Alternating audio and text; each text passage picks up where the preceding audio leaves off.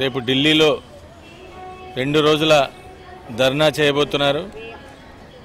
దానికి సంబంధించిన ఏర్పాట్లన్నీ ఢిల్లీ జేఏసీ నిర్వహిస్తున్నది. ముఖ్యంగా రేపు తెలంగాణ వ్యాప్తంగా 2000 మందికి పైగా ప్రతినిధులు ఇక్కడ హాజరై అనేక సంఘాల కార్యకర్తలు, పార్టీల కార్యకర్తలు, ముఖ్యంగా BJP, TRS, new democracy, CPI, TNGO సంఘాలు, టీజీఓ సంఘాలు, విద్యావంతుల వేదిక, ఇటువంటి అన్ని సంఘాలన్నీ కలిసి రేపు ఉద్యమించబోతున్నాయి. ముఖ్యంగా ప్రభుత్వాలు ప్రజల యొక్క ఆకాంక్షల్ని నెరవేర్చకపోవడం వల్లనే ఇటువంటి సమస్యలు తలెత్తుతున్నాయి. ఈరోజు ఢిల్లీలో ఉన్న ప్రభుత్వం కనీసం ఈ ధర్నా నిర్వహించబోతున్న సమయంలో కూడా ఒక చర్చలు జరిపి పరిష్కారాన్ని చూపెట్టాల్సిన బాధ్యత ప్రభుత్వం మీద ఉంది. ఆ బాధ్యత నెరవేర్చడానికి ఇప్పటికైనా ముందుకు రావాల్సిందిగా కోరుతున్నాం. రేపు ఇతర ఏర్పాట్లు తర్వాత విషయాలన్నీ కూడా ఢిల్లీ జేఏసీ నాయకులు రామకృష్ణారెడ్డి గారు, తెలంగాణ జేఏసీ నాయకులు కోదండరామ్ గారు ఆ విషయాలన్నీ వివరిస్తారు.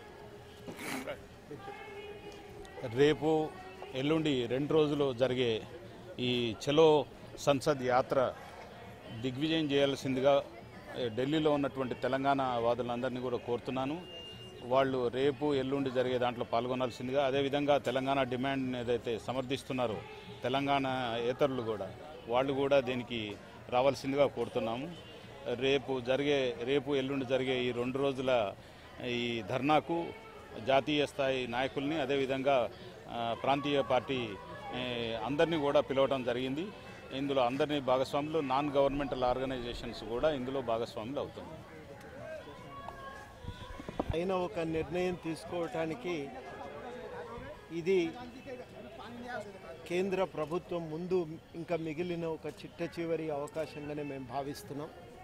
ఇక ఇప్పుడు సమయం దాటితే నిర్ణయం తీసుకున్నా దాన్ని అమలు చేయటం కూడా సాధ్యం కాదు. మరి చిట్ట చివరి ఈ సమయంలోనైనా కేంద్ర ప్రభుత్వం తెలంగాణ ఆకాంక్షను మరి గుర్తించి పరిష్కరించాలనే డిమాండ్తో మేము ఢిల్లీలో రేపు ధర్నా నిర్వహించబోతున్నాం. ఈ ధర్నా కోసం ప్రత్యేక రైలు బయలుదేరింది. ఆ ప్రత్యేక రైలు మధ్యరాత్రి ఇచ్చిన సమయం ప్రకారం అయితే మధ్యరాత్రికే ఇక్కడ చేరుకోవలసి ఉంది. తెల్లవారేసరికల్లా ఆ ట్రైన్ తప్పనిసరిగా ఇక్కడ చేరుతుంది.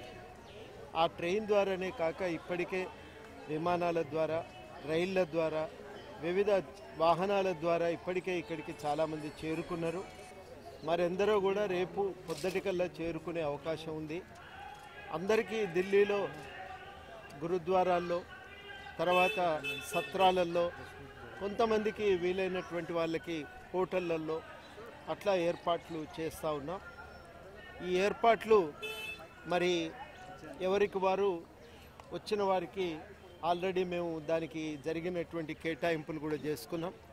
పొద్దున్నే రైల్వే స్టేషన్ దగ్గర నుంచి వారందరినీ కూడా బస్సుల్లో ఎదుర్కొని ఎవరి కేటాయించిన స్థానాల్లో వాళ్ళకి విడిది ఇక్కడ ఏర్పాటు చేస్తాం.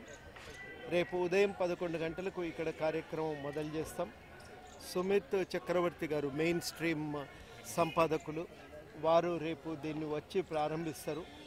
ఆ తర్వాత రేపటి రోజు ఇప్పటి వరకు మాకు అందిన పూర్తి సమాచారం ప్రకారం అయితే సుష్మా స్వరాజ్ గారు, సురవరం సుధాకర్ రెడ్డి గారు, ఇంకా కొందరు వచ్చే అవకాశం ఉంది రేపు. ఇది కాక ఇంకా చాలామంది పార్టీయేతర సంస్థల ప్రతినిధులు కూడా వాళ్ళు కూడా వచ్చి మాట్లాడటానికి రేపు అవకాశం ఉన్నది. ఇంకా ఎల్లుండి కూడా ఉదయం 10 గంటలకే ఈ దీక్షను మేము ప్రారంభించబోతున్నాం. మేము ఇవాళ ఈ యాత్ర ద్వారా మొత్తం ప్రపంచానికి తెలంగాణ ఆకాంక్షను తెలియజేయాలన్నదే మా ముందు ఉన్నటువంటి ఒక తాపత్రయం. ఇలా ఒకటే మేము చేస్తున్న కృషి ప్రతిపక్షాల ద్వారా, మీడియా ద్వారా మొత్తం జాతీయ స్థాయిలో తెలంగాణకి ఇచ్చిన హామీని నిలబెట్టుకోవాల్సిందిగా కేంద్రానికి గుర్తు చేస్తాం. ఆ హామీని నిలబెట్టుకోకపోవటం వల్ల 1000 మంది ఆత్మ బలిదానాలు చేసుకున్న సంగతిని కూడా ప్రపంచానికి తెలియజెప్తాం. ఇప్పటికైనా ఈ అప్రజాస్వామిక ధోరణిని విడనాడి తెలంగాణపై స్పష్టమైన వైఖరి తీసుకోవాలని కూడా మేము కోరుతాం. ఈ లక్ష్య సాధన కొరకు 2 రోజులు ఇక్కడ ఢిల్లీలో దీక్ష చేస్తున్నాం.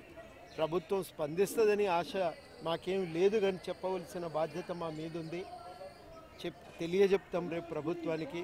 అప్పటికి ప్రభుత్వం కనుక కదలకపోతే మరి మేము ఎట్లాగూ చలో అసెంబ్లీ అనుకున్నాం.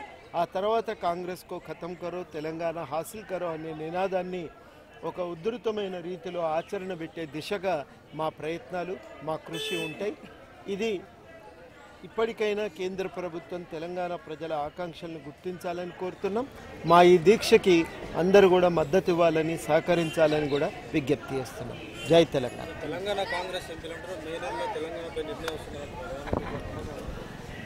నమ్మకం అయితే లేదు వాస్తవానికి, ఎందుకంటే కాంగ్రెస్ పార్టీ ఇచ్చిన మాట కిందడు కట్టుబడి లేదు. కాబట్టి తెలంగాణ ప్రకటన వచ్చే చట్టమయ్యేదాకా కూడా మరి నమ్మకం కుదరటం అనేది కష్టం. విశ్వసనీయత కాంగ్రెస్ పార్టీ తన వ్యవహార శైలి వల్ల పోగొట్టుకున్నది. అనేక మార్లు హామీలు ఇచ్చింది, కానీ హామీని నిలబెట్టుకోలేదు. ఆ హామీలు నిలబెట్టుకోకపోవటం వల్లనే పార్టీ విశ్వసనీయత దెబ్బతిన్నది. కనుక నిజంగా నిర్ణయం తీసుకుంటే తప్ప మాకు నమ్మకం రాదు. ఆ నిర్ణయం వచ్చే వరకు మా ఆందోళన కార్యక్రమం కూడా కొనసాగుతుంది.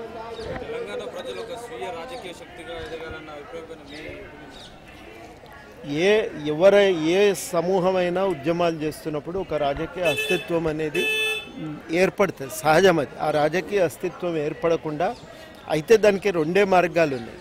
ఉన్నటువంటి రాజకీయ వ్యవస్థలు, పార్టీలు దానికి స్పందించి వ్యక్తీకరించాలి.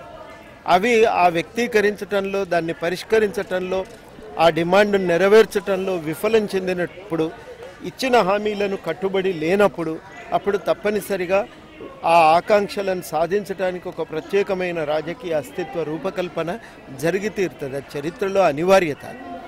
ఈ అనివార్యత తెలంగాణ విషయంలో ఇలా తప్పనిసరి అయిపోయింది. 2004 నుంచి కాంగ్రెస్ హామీ ఇచ్చి నెరవేర్చడం లేదు.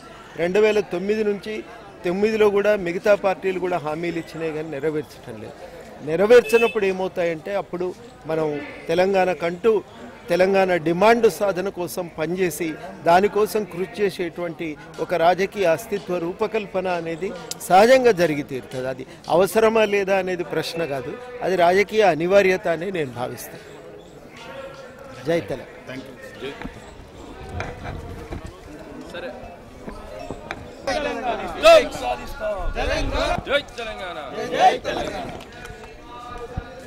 జై తెలంగాణ, జై తెలంగాణ, సాధిస్తాం.